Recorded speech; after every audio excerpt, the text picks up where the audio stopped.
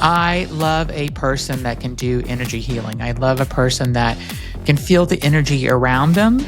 I have taken medium classes to learn how to be a medium because anybody can. And I have taken a psychic development class because anybody can be a psychic. You just have to know how to tap into it. And that may sound insane and crazy, but I enjoyed those classes and I learned a lot. And today I have a woman named Shannon. And when Shannon reached out to me and I read her profile just about who she was and what she was about, she has such a fascinating story. And she loves to heal people. And that's what she's doing full time. She had a corporate job. She decided to leave to be a full-time energy healer. She talks about her childhood and the traumatic upbringing she had. She talks about kind of her career journey where she was in sales and tech and talks about motherhood and just kind of embracing her passion for energy healing. The other thing that I loved about her is that I also learned how to do transcendental meditation. And it's not just something that you watch a video on. You have to actually kind of go through a ceremony with someone. And I did that ceremony as well as she did. And we talked about that. And then she's also does Reiki, which my aunt does. And so I talked to her a little bit about that. So there's lots of things she does around energy healing. And she just really, we got into the conversation about what happens whenever you die. Like, what is your life or what is your being after you're dead? And her and I really agreed about what we both think happens. We were on the same page of that. And we had a really great conversation. Shannon's somebody I would actually like to be friends with outside of this podcast interview because she was just that amazing of a person. And I hope I get to meet her one day. So I hope you enjoy the interview with Shannon as much as I enjoyed interviewing and meeting her. And let me know what you think in the comments. Thanks so much for listening.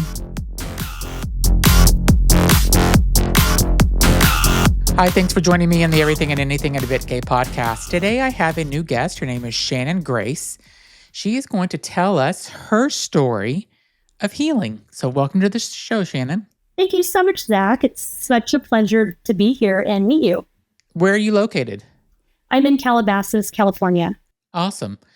So you went from a corporate career and you decided to start doing healing instead. And tell me how that happened and how you learned to do this healing and what type of healing you're doing. Back when I was a child, I was super, super sensitive, introvert, didn't have many friends. And so I was always a little bit different. I've definitely come out of my shell now, but it took a long time and a lot of healing through trauma, childhood trauma. But when you're that sensitive as a person, especially a child, you know you're different and you feel different, but you don't know why or what or how. And so things that you thought were, people judged you on and you're like, why am I like this? And I can't meet friends and I'm so shy. It actually works well when you're an adult, especially as a healer, because when you're so sensitive, you can pick up the nuances of energy, the subtlety of somebody's even facial expressions or their body language before they even talk to you. You can not size them up, but read everything else in their energy field and how they're feeling, and before they even talk one word to you. So the things that I thought were wrong with me as a child actually were my gift. So with that said, I tried to go down the regular corporate ladder because that's what you're told what to do. Yeah. You do this, A, B, C, and D. And so I started in tech. I was, voice over IP phones. It was the first iPhone. And so it was so exciting way back when in the 1999, 2000s, your desk phone was on your hip. And you're like, oh my God, this is the greatest thing ever. So hospitals, Home Depots, they were all about it. And so I was in that industry, which was a great industry. And I started when I was 19 and worked my way up pretty quickly in sales. And I made President's Club and got the trophies and then bonuses and got to go to St. John's a couple of times. Awesome. And, so much fun. And then I met my husband and I got pregnant pretty early. I was 21.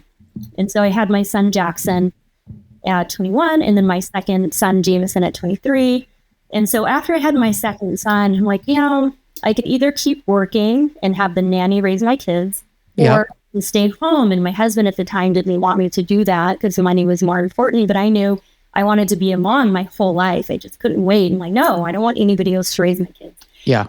I decided to quit, which a lot of moms do. And so you just stop your career. But I couldn't sit still. I loved being a mom, but all the creative thoughts just kept coming. So I came up with a product, and there was a need in the market. Nobody else was selling it. So I made my own prototype. I brought this concept onto a website, and then brick and mortar I sold, and they were women's undergarments. I did my own guerrilla marketing. So I got on really big shows like Howard Stern. Oh, wow. Awesome. Yeah, I know. Chelsea Lately, which I love. Chelsea Handler, love to meet her. And the Doctor's TV show. And it just kind of took off like wildfire. I would just wake up 7 a.m. in the morning, my phone would ring, and then I was live on these radio shows. They're like, hi, this is the Bill and Ted show in Michigan. Can we talk to you about your product? And I was like, whoa, it took off. And then I signed with this As Seen on TV company, and they were like, you're going to be the spokesperson and we'll sell your products. As Seen on TV was really big back then. Mm-hmm.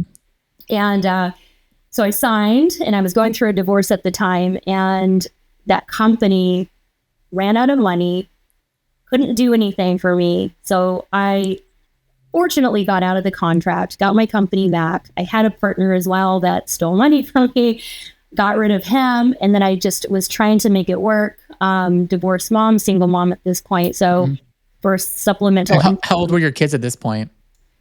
They were 10 and 12. Okay. 10 and 12. And then I got into real estate, property management, just trying to make things work and ends meet. And then I ended up moving from Colorado to California, and I did legal recruiting. I did medical recruiting. I've sold IT training. I worked at med spa sales. I've done everything. And so, but sitting at the computer all day, doing sales, making phone calls, I literally felt like my soul was being sucked out of my body every day, 8 hours, 10 hours a day on the computer. And I'm so exhausted. And I'm I've been sitting here all day just making phone calls. Why am I so tired? But at the same time, I'm okay, I keep getting laid off as well. So I'd join a company and they would get acquired 6 months later, and I would always get laid off. So I'm okay, why is this happening? Because you think why is this happening to me? Yeah. Because you're stuck in that, why that? But it's actually, in retrospect, after the dust has settled, it's happening for you because I wasn't meant to do that. I was meant to do it at the time to accumulate knowledge, get more tools for my tool belt to, evolve into what I'm doing now. I've always been interested in esoteric, arcane knowledge of the secretive stuff of astrology, energy healing, mediumship, spiritual, talking to the dead. I'm a certified death doula. For some reason, I feel called to sit with people who are dying. I view death is it's another portal to going home, back home. And so I view death differently, but if the person who's dying is in pain, or they need somebody to talk to, or they're dying alone, I'm that's where I feel the need to step in and help and be of service. So I started studying transcendental meditation, which I did that too. You did? It changed my life. Me too. I just need to make sure I do it every day, and I'm bad at the habit of doing it, but I got to start doing it again. Yeah, get back into it. And then, because I can't do it every day either. I mean, TM, they want you to do it twice a day for 20 minutes. Who has that thing? I just wanted to do it at least once a day, and I'm so bad at it. Yeah. So I tell my clients too, I'm even if it's just for 5 minutes, it still is helpful for your brain to go from that top of the water and you're bobbing to underneath the water and you're just floating in bliss. And so even 5 minutes will change your brain as well. So I started with TM, and then Reiki called me. And so when you are interested in Reiki, it calls you at the time that you're ready. So I got attuned for Reiki and level 3 and master. And then I just like, once you start going, you just want to keep learning. And like, I don't know, it's like addicting for me. I want to learn like every modality, and I'm like, calm down, like stick with one, but it's so fun. And so now when I have clients, I combine a lot of them together in one session. So I decided after my last layoff, I'm like, okay, maybe I need to do this full time and just do healings full time. So fast forward to 2020, when I moved to Orange County from Colorado, I was watching Netflix, and Gwyneth Paltrow has a show called Goop Lab, and there's 7 episodes, and one of them was called The Energy Healer or something. And I was like, ooh, I do energy healing. So I watched it. I'm like, that's what I want to do for a living, and that's who I want to learn it from. I don't know how it's going to happen, but I'm just going to keep that belief. And it's Dr. John Amaral, and he his modality is called somatic energy healing. And so I signed up for their 1-day retreat, him and his wife, Christina, in Malibu. I drove, and it was super expensive. Yeah. I got healing by them, and it's an all-day thing. And I was like, when are you guys going to teach practitioners? And they're like, it's in our future. We just can't right now. We're too busy. Yeah. So in last year, I see on social media, they post like, hey, we're looking for volunteers, and we want to teach this modality. But oh, wow. Yes. And I was like, oh my God, there's my opportunity. It's volunteer, so it's going to be for free.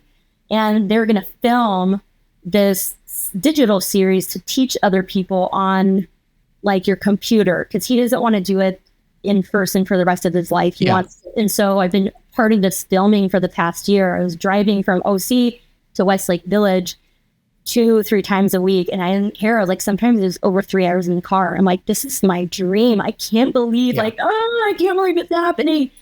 Yeah. And so now I'm being trained as a somatic energy healing practitioner, and I'm part of that first group, and we're being filmed. And so other people are going to watch and learn from us, learning real time. And it's just been amazing how when things unfold, when doors close, 3-5 will open that are even better. So you just have to hold the faith, Zach. You have to hold the faith that yes, and feel sad about it. If you're sad and you're like, why is this happening to me? Don't dismiss those feelings, as I'm learning from somatic energy healing. So a lot of teachers teach you like, oh, go into the vortex, and like you have to be happy all the time and don't think about the sad things. No, that's actually false. Lean into those feelings. If you feel sad that you lost your job and you're like, I put everything into it, I thought this was my future, I feel like I wasn't seen or heard or valued, and they just let me go like that. Lean into that. Feel it in like wherever it resides in your body. Say it's like tightness in your chest or like a knot in your stomach. Put your hands on that part and say, I feel sad right now. I feel like I wasn't seen or heard or valued. And breathe into it and make a tone and vibration, because tone and vibration releases emotion. So for example, you're like, oh my God, my chest is tight. I just feel so sad right now. Oh, I feel sad. That tone and vibration releases that energy instead of it getting stuck in your body somatically. It releases.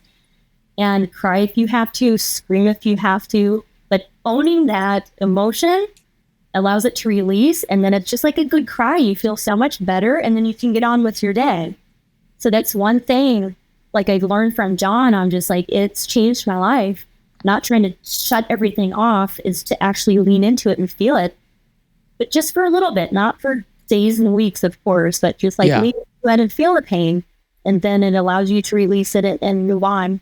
How much longer do you have left to do this, where Dr. John Amaral he's teaching? How much longer do you have left to learn?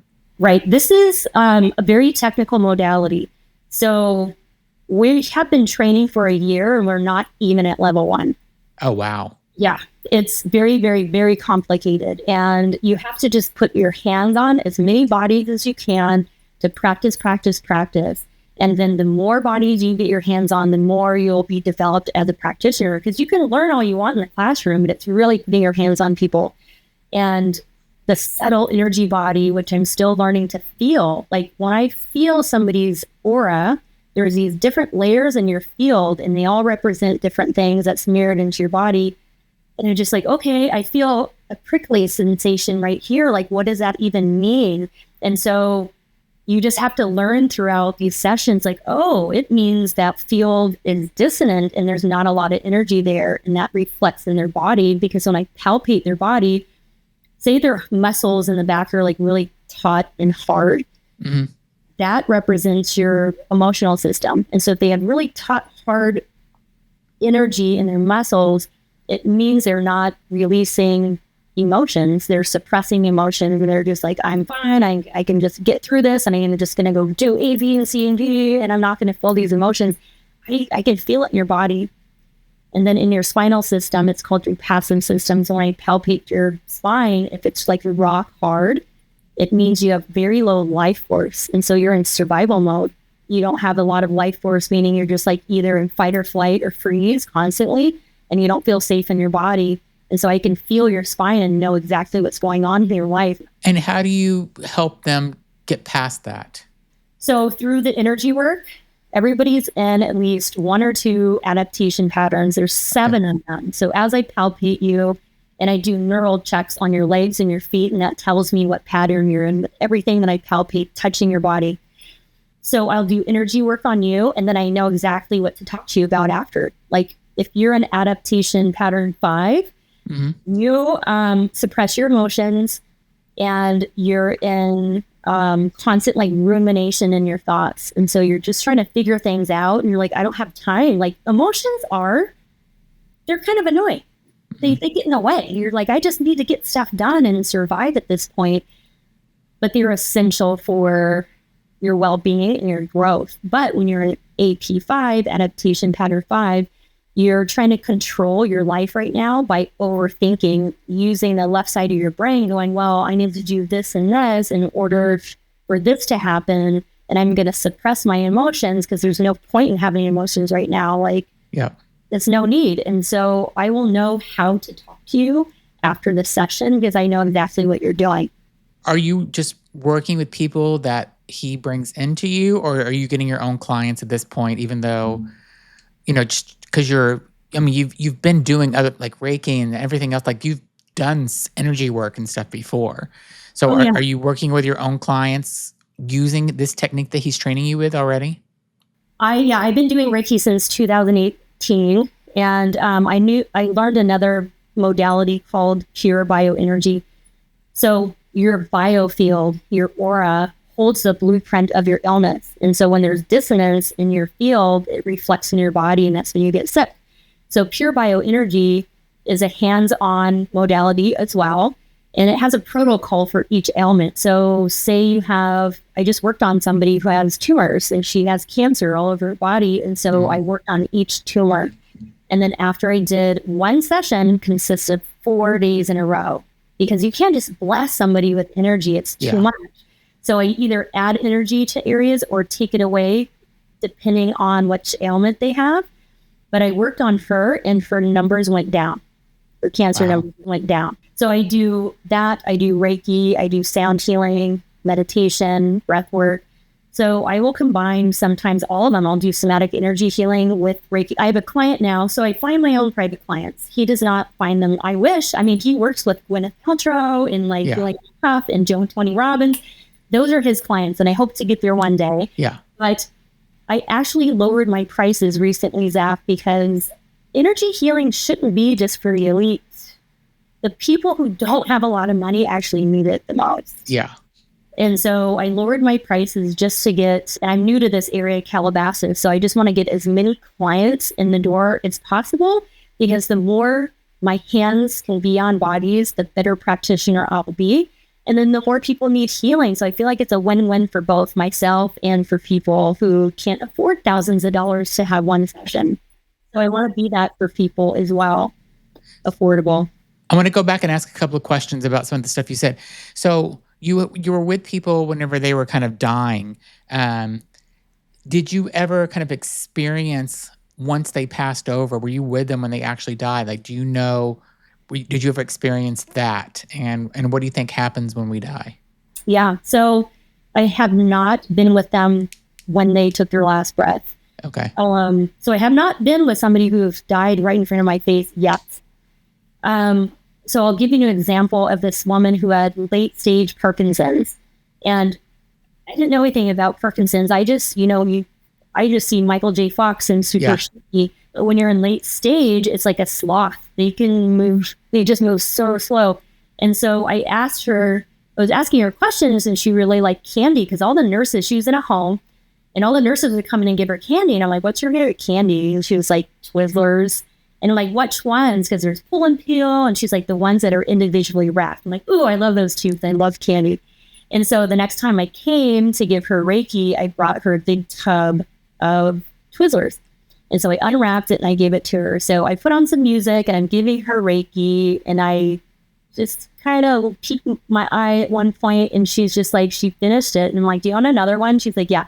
So I gave her another one and finished my Reiki. And so when I opened my eyes, she was laying like this and she was just like dead asleep. And I'm like, oh, Reiki really, really helps with stress reduction. And people, they always tell me it was like the deepest sleep they've ever had after a Reiki session. So she told one of the nurses it was the best sleep she's ever had. And so the head hospice nurse was my friend, or she is my friend. And a couple weeks later, I'm at home in Colorado, live by myself. It's at night, like 2 a.m. I'm dead asleep. I was dreaming, as I remember. And I wake up and it's pitch dark and like somebody is in my room. And I'm like, somebody's in my room. And so what I do is I put the sheets over my head. Like, that's okay. I'm like, ah. And so I finally fall back asleep. I'm like, wow. So in the morning, I'm like, what was that? I hope nobody like broke in and they were in my room, but thank God I'm still alive. So I get a text that later that morning from Jackie, and she goes, your client with Parkinson's, Julie, passed away last night. And I'm like, she came to visit me. That's pretty cool. I know. So how I view death and working with people who are passing, I'm very spiritual. I'm not religious. And so I view it as a doorway to going back home. And so we're only here temporarily in these avatars. We chose our parents. We chose what we were going to look like, our male or female, if we're going to live anywhere in the U.S. or another country. The lessons that our soul needs for evolution and growth. They pick, okay, they can already see your life happen. So they're like, okay, I'm going to pick Shannon, and she's going to be female and live in California, have 2 boys, be divorced, be a healer. In traumatic childhood, yay, I need that soul growth. I'm like, okay. So we live in these bodies, and everybody has a story. Everybody has some kind of trauma. It's rare if you meet somebody who just has and some it's called the resting life, because according to Dolores Cannon, she's famous past life regression therapist. Yeah, I love her. I love her, and I've read most of her books, and I have a lot of my beliefs are her beliefs. And so some people lead resting lives where it's just like nothing really happens. They're taken care of all the time. But she was like, you don't know what they're recovering from. Their past life was probably horrendous. And so they wanted a resting life. But most of us have stuff that we've gone through for our own soul's evolution. And so when you pass, you're able to leave this avatar behind because your soul had the lessons that it wanted. And every description I've heard when people have NDEs, near-death experiences, they're like, it was the most beautiful place, like everything. The colors are vibrant. You feel so much love. You're needed and greeted by your loved ones, by your guides, your angels, and you just they don't want to come back to their body. They're just it was the most wonderful place you've ever felt. And so you're like, I don't want to go back to that body and go back to Earth. It's no. But they're like, no, you're not meant. It's not your time. And so what I understand about death, of course, we're all not going to know until we're on that other side. But my belief is it's the most beautiful, wonderful place. And so I have comfort when people do pass that they're going to that place. And I'm like, you're lucky. I'm still here living this life. All these lessons. So I view it as a very beautiful thing. And but if I can bring comfort to people who are in discomfort while they're transitioning, I feel we need to be there for them. Can I talk to you about your childhood trauma? What happened? Yeah. Bits and pieces I'll tell you. I'm just not ready to say all of it, but Okay. um, I was abused by both parents, and I never felt wanted. I think my mother kind of just like a feral cat just got pregnant and didn't really want children, especially girls. I have two boys, and she really loves my boys. And so I'm so glad she was able to become a really good grandmother. And they're just like, they look at me like, grandma did that. I'm like, you don't know grandma the way Yeah. she was as a mom to me. But I basically was isolated in my room for my whole life. I had a cat. Thank God I had some kind of animal, but I was just beaten. If I was in view and she was mad about something, and it didn't matter if I did it or my two older sisters, we were targets. And so physically beaten, choked, kicked in the face, kicked in the stomach, slapped across the face. If I ever showed emotion, even too happy, I was in trouble and I was beaten for it. How did you forgive her? Forgive them. Like you said that she's in your son's life. Like, how do you forgive that? I'm still working on it, Zach, to be honest. We're just now kind of talking again after 10 years. I decided at one point, just because you're family, it doesn't mean I have to put up with this. You're not physically abusing me anymore because I'm older and I can fight back, but mentally and the words, and it was just, she would always cut me down. And she told me as a little kid, as we were driving in the car, you're going to sell oranges on the side of the highway for a living. That's what you're going to do, Shannon. And I would cry and she would laugh at me. And she would do stuff on purpose and point and laugh. And so I just grew up with no self-confidence. I was super shy and introverted. And I moved around a lot too. And so as soon as I made one friend, it was like time to move again. And so my home life was always uprooted, and then I never felt safe to even go home. So I grew up with a lot of anxiety. That's where transcendental meditation really helped rewire my brain and get me like chronic anxiety and freeze, not even fight or flight. I was in constant freeze mode. Like I didn't know, like coming home, if I was going to be beaten or have like a sandwich made for me. Just like constantly on edge. So I'm still working on forgiveness. Now I get, like, she was going through her own stuff. I still can't wrap my head around how you can do that to a child. Because I have two kids and I couldn't imagine doing that to them. But I understand now my soul needed those growth lessons, and it actually made me who I am today. I feel like I was going to say that it helped you with your healing, possibly. Yes. Oh my gosh. I can empathize with pretty much anything anybody's gone through, because I had many layers of trauma, and I know exactly what they're going through. And it made me the healer I am today. A lot of healers have gone through a lot.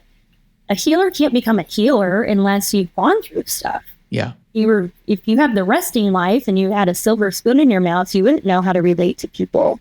Yeah. So it's actually became my gift. And did you learn how to be a medium, and is that psychic abilities as well, or just mediumship? So I would call myself at this point intuitive, because the more I do this work, the more those gifts are coming online. And so when I'll give somebody a session, I'll see. So I went to visit my sister in a different state, and I was giving her family healings and then a couple of her friends. And so when I was under the table in her field in her heart chakra area, it popped in my mind. I was like, I saw her dancing like in the kitchen. And so I asked her after the session, I'm like, do you dance? She goes, yeah, I dance in the kitchen. And I'm like, oh, I saw you. And she's like, I dance in the kitchen with my kids. And I'm like, because I didn't know if I was like, oh, am I supposed to tell her to dance to read? Yeah. And then when I mentioned it, she's like, no, I dance in the kitchen. I'm like, oh, okay. So I'm still learning as it's coming online. Oh, I just saw you. So it was validation for, it's not just my mind making it up. I'm like, I actually saw you. Yeah. And then another time when I was in class, we were practicing being in each other's fields on the body and out. And so one of the students, Anna, I was in her heart, her relational field. And so I saw her dancing because she's a dancer. And I was like, oh, I saw you dancing. She goes, I was dancing in my mind when you were in that field. I was like, you were? I was like, were you doing like long, like, and she was like, Yeah. yeah. And then when I was in her emotional field, I saw, you know, when there's a movie and then you're in heaven. And so like it's like just like a soft ambiance. Yeah. And I saw like a field of tall grass, and then I saw this golden retriever like running towards her as if you were like, you got to heaven and like your dog is greeting you and he's in the afterlife, you're in the afterlife. And I saw this golden retriever and I was like, I didn't know. I'm like, I don't know, Anna. I just saw this golden retriever running towards you in this grassy field, like if he was in the afterlife. She goes, I had a golden retriever who passed. His name was Pete. And I'm like, no way. Oh, wow. Like Pete was just here. And so, yeah, as I keep doing it, more stuff is coming online. I'm just trying to figure out like, what does it mean? Because I doubt myself. I'm like, oh, I saw the dog. I'm like, oh, that's weird. I shouldn't even say it. And she's like, she validated. I'm like, okay, I just need to. You should say it. I think so. I mean, you know, it sounds like you have like a couple of different gifts. I actually did a past life regression hypnosis. You did? I want to do one so bad. Tell me about it. There's a woman that's amazing that I could give you. I can send you her and give you her. I actually interviewed her in my show. And the way that we did it is that it took about an hour and a half, and she did it with me. I think she's actually in California too. Oh. But she did it online with me. And so she did it, and she took me through. She hypnotized me and took me through and told me about 2 of my past lives. Oh, I live for this stuff. Okay, none of it was. One of the past lives was nothing that I ever thought I would be. Really? I was basically a straight male farmer in Oklahoma, I believe it was. I had a farm, I had a wife, and I had, I think, 2 kids. We talked about my life, how I died, and how my wife died, and just the whole life that I had there. Yeah. So we went through that. And then the second life I had wasn't actually on this planet. And I didn't see a lot about my life there, but I seen the planet where I was on because it was completely a different landscape. The water was like a pinkish color. Oh, wow. Things were more purplish and stuff, like rocks. So it was just a different place. And I was explaining the place, and I was sitting. I couldn't see what I looked like though, because for some reason I couldn't get there. But yeah, she recorded the whole thing for me and then sent it to me. And then we did a show afterwards on my show, and we talked about it. And she has a whole show that she has a couple of podcasts where she does past life regressions. And she's on TikTok, and her name is Myra Rath, Rath. And she's so amazing. And I'm happy to put you in touch with her because this is what she does. This is what she does full time now. She's quit her job. Yep. And this is her full time thing. This is what her passion is now, and she's so good at it. See, it's the same type story as me. It's like you're like, okay, I'm meant to do this full time. Yeah. And the clients will come. And so I told the universe, I'm like, if I'm meant to be of service doing these healings, then you better send me clients. Yeah, they will. I really think they will. Yeah. And I'll tell you the other thing that's about me that's like you. It's odd that Juan put us together. Just because I took a mediumship class for a year. Wow. And I am now doing a psychic class. We've done like 6 weeks. And so I actually did the mediumship class because I wanted to talk about it on my podcast and do it as an episode. And I wasn't trying to expose anything. I just didn't understand it, and I wanted to come back and do it. And then I got so into it, and when I really started connecting with people on the other side, I'd never talked about it on my podcast. I never did an episode about it because I ended up doing talking about it a little bit, like with another guest who was a medium. Right. And I talked to him about it. But I never did an episode talking about my journey of doing this. My teacher for mediumship and psych. His name is Michael Mayo. He's in Southern California as well. Oh. And he is just like amazing. And so if you ever want to take a class on mediumship or psychism, he is the person to definitely go to. Okay. I took Suzanne Giesman's online course, and it's like you have all these meditations to do and then connect. Yes. And when I told John I was doing it, he was like, you can't rush a gift. Like, it'll come when it's ready. Yeah. And so when I was like, oh, okay, maybe I should stop trying to force it. And then when I let go, and then I just started like opening myself up more and healing. When I was doing my healing, stuff started popping in. So when it's ready to come, it will. Yeah. So just like when people are like take these classes and they're like, they feel discouraged, you're like, nothing's happening. It'll come when it's meant to come. So just keep practicing and opening yourself up and not forcing it.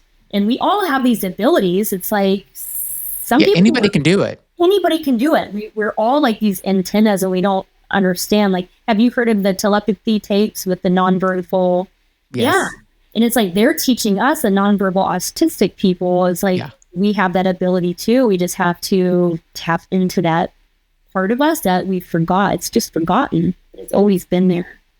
There's a woman named Angela Ford who you've probably heard about on TV. She's been on several podcasts over the last couple of months, and she was in the military back in the 80s, and she would do channeling, and then she would leave her body and like go find things. And like remote viewing? Remote viewing, that's exactly what it's called. And so basically what she did is there was a person on the top 10 most wanted in the US, and she told the military or whoever she was working with, CIA or whoever it was, this person is in this town called like Lowell or something, Wyoming. And they're like, no, he's a drug dealer, he's in drugs, he's in Florida somewhere. And she's like, no, that's not where he's at. And a couple of weeks later, she says, he's at this hotel that's near an Indian burial ground in this town in Wyoming. And they're like, you're wrong. He can't be there. We haven't traced him there. They sent people there and they found him. Oh. So her name is Angela Ford, and I seen her on a couple of podcasts that I've watched. And Sean Ryan is this one guy. He's a podcast guy, and he does like kind of crazy things. Like he's a little right wing, so I don't like love everything about him. But he talks about aliens and this Angela Ford. So it's always stuff that I think is interesting because it's not just basic people that are on his show.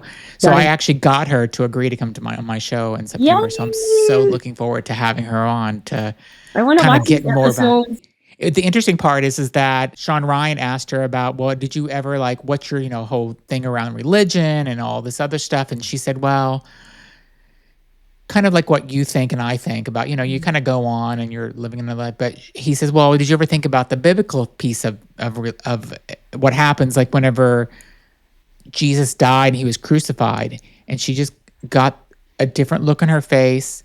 She wouldn't answer a question. He goes, do you not want to talk about that? And she just shook her head no, like I'm not talking about it. So there's something that happened there. But she's not religious, so it's not like I want to get that out of her on my show.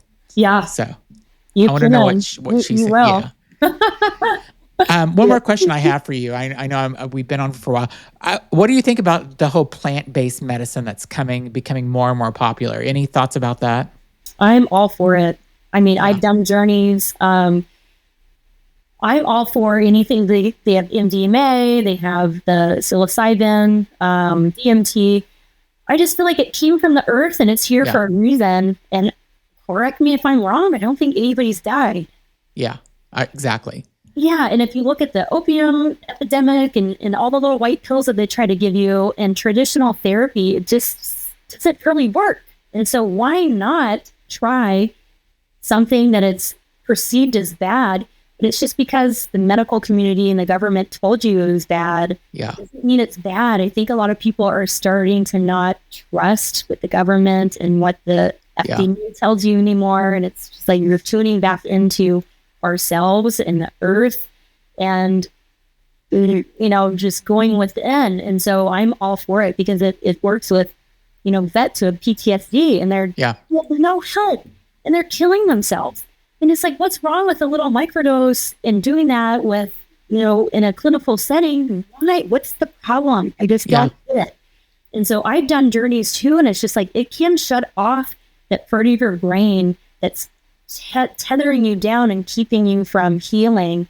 It shuts that part down and opens up the part where you can relive that situation in the past that brings you trauma and fear and PTSD, unless you relive it and not feel the fear anymore. And then people are like healed after 20 years of therapy in like that one session. So I'm all for it. Yeah. I have a friend that went to visit this couple that lives in Arizona, and he went through the journey with mushrooms, and he ended up, his mother died shortly before this, and he ended up, seeing her in space, he said, and they ended up working some stuff out. And then he went back a second time to do it and had another great reaction. Now he's microdosing, and he just like, his life is completely better for the better now that he's doing this. So it's just, I just wish, like you said, I wish like the FDA would actually help people, with this. If that's what people need to do is to trust the FDA for it, then they should look into this because there's so many people that are talking about this now. Right. And then people have to go out of the country to do it because it's not legal here yet. But one thing, like the bigger plant medicine, like ayahuasca. Yeah. If people, I just feel like overdo it though. Like it's like a Band-Aid and they just want to heal so bad and they do it like a couple times a year. And it's just like, you're not supposed to do that. You need to do it once because it's major. Have you done that? I haven't. And I wanted to, but then now I'm like, I'm thinking twice about it now. Yeah. I wanted to do it too, but now I'm just like, I don't know. I'd have to go with the right person to do it or really know. And, there's somebody that we know that is the right person to do it. I'm a little scared of it though. Like I just need to convince myself it's the right thing. Don't, because if your intuition is telling you you're scared of it, there's a reason why. And I used to be like, no, I'm all for it. I want to do it. And then I needed to find somebody I trusted. And I was like, oh, maybe I have to go to Costa Rica. But I don't know. I'm like, it never worked out, I think, for a reason. But those big journeys like that can open you up and open up portals, and entities can attach to you. Yeah. And so you do have to be careful with dabbling in that as well. And now that I'm more sensitive to energy work and entities and stuff like that, I double things. So I'm like, I don't want to open myself up. Yeah. Something attaching to me. So if you're hesitant, there's a reason why. Yeah, that's a good point. Yeah. Maybe I'll just try to do the mushroom journey at some point. Yeah. So, Yeah. That's probably my next thing. You're fascinating, and I'm so happy that you came on my show. If somebody wants to get in touch with you to go through a healing journey with you, how would they get in touch with you? Yes. So I have a website, thegracefulhealer.com. You can sign up for my newsletter, or you can email me directly at shannon@thegracefulhealer.com.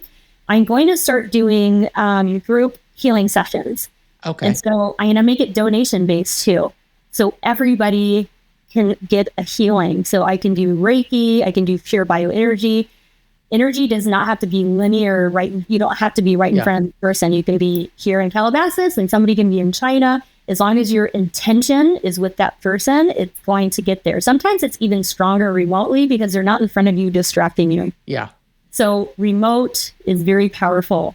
I'm going to start offering that and making that donation base for everybody, because I want everybody to get healing no matter how much money they make. They deserve to be healed and felt and seen and feel like there's a community.